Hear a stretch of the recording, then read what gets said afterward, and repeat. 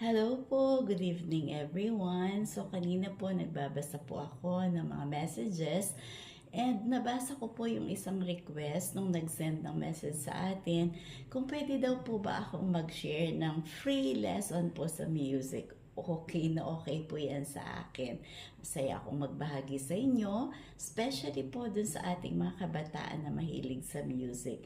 So tonight, I will introduce you to my digital piano. This has 88 keys po. Meron siyang 52 white keys and 36 black keys.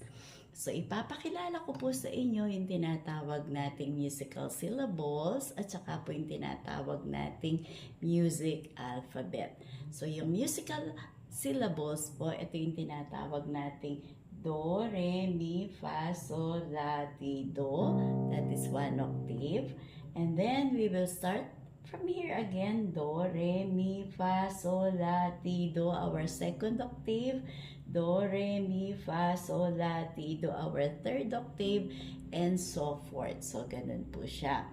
Pag sinabi naman po natin na music alphabet, ito yung C, D, E, F, G, A, B, C. That is one octave.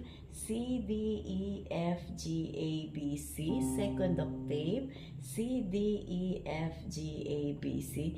Third octave, and so forth. So, huminto po ako because I would like to emphasize that this is our middle C. So, dito po, ito yung ating mga lower keys. And then, from our center C, ito yung mga higher keys po natin.